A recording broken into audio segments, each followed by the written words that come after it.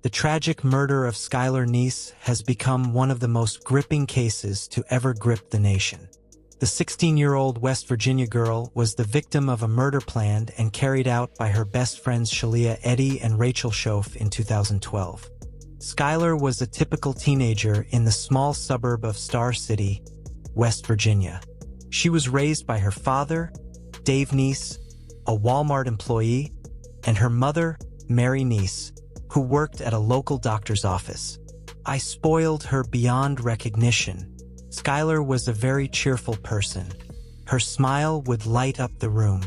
She was also very loyal to her friends, and she had all of those things in one, Dave said on 20/20.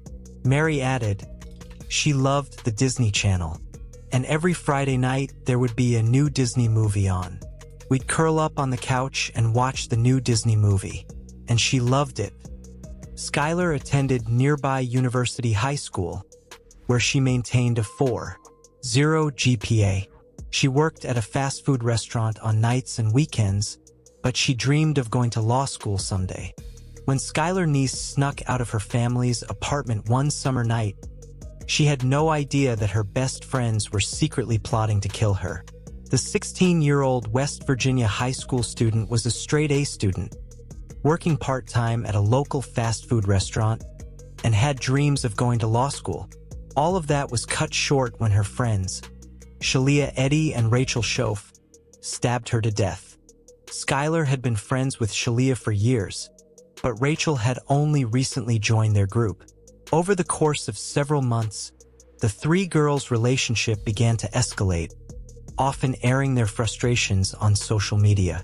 It all culminated in the early morning hours of July 6, 2012, when Shalia and Rachel killed Skylar during a night of pot smoking.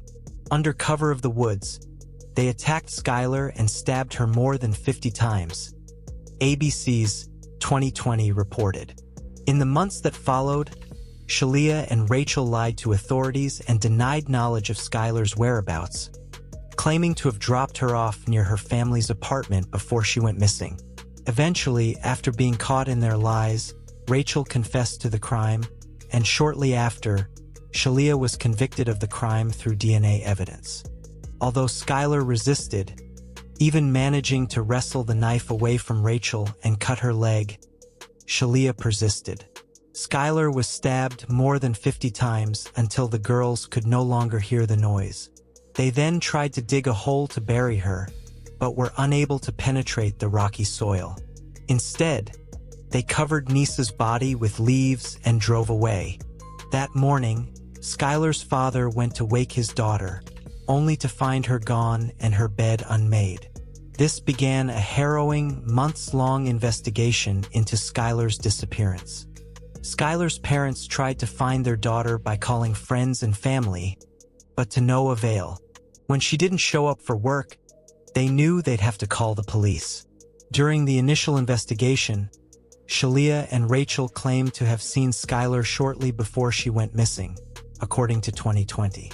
They explained that they'd taken her for a walk around 11 p.m., but returned her home about a half hour later, a story that investigators later questioned. All the while, they played the role of grief-stricken friends, handing out missing person flyers and posting condolences on social media. Detectives analyzed years of social media posts and noted growing tension between Skylar and her friends.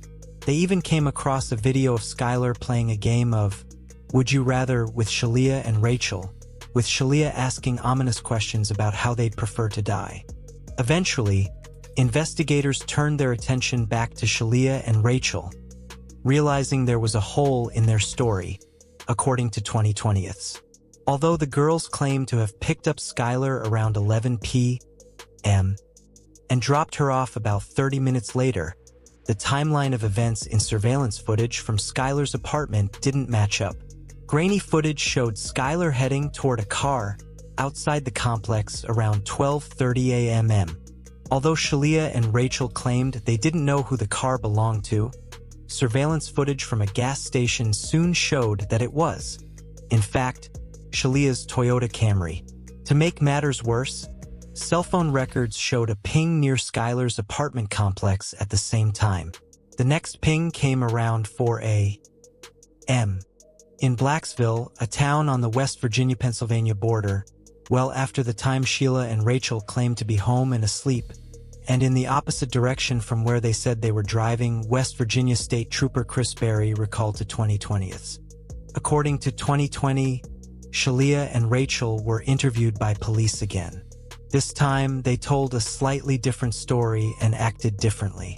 The girls claimed to have picked up Skylar later than they had promised and went to Blacksville to smoke marijuana.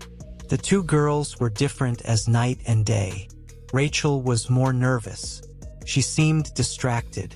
She wouldn't look at us when she was talking. When we talked to Sheila, she made eye contact. She didn't seem nervous. She was calm. She was collected, Berry said.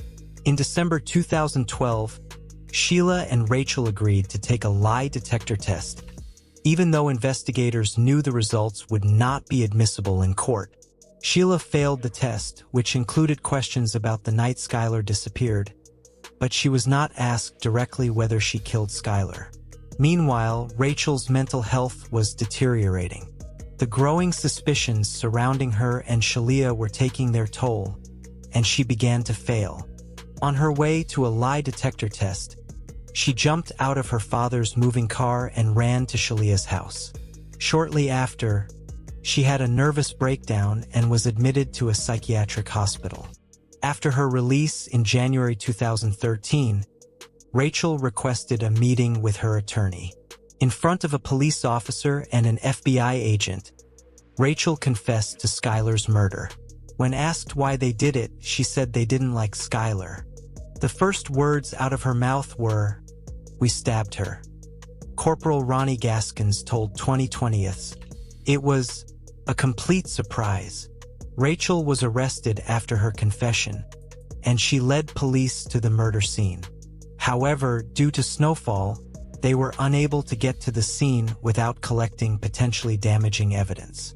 Since they were unable to gather evidence to corroborate Rachel's story, she was sent home.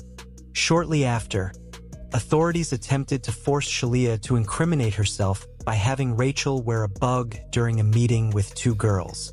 The plan failed. Meanwhile, Rachel's car was seized as evidence and inspected by the FBI. A few weeks later, as the snow began to melt, investigators returned to the crime scene. With the help of sniffer dogs, Skylar's body was found a little over 6 months after she went missing. Around the same time, the FBI found Skylar's DNA in the trunk of Sheila's car, officially proving her guilt. In early May 2013, Rachel surrendered to authorities as part of a prearranged plea deal. Sheila was later arrested in the parking lot of a Cracker Barrel store. Following her arrest, Sheila was held without bail, Metro News reports. After being charged with kidnapping, first-degree murder, and conspiracy to commit murder, the Observer reporter reports, she pleaded not guilty.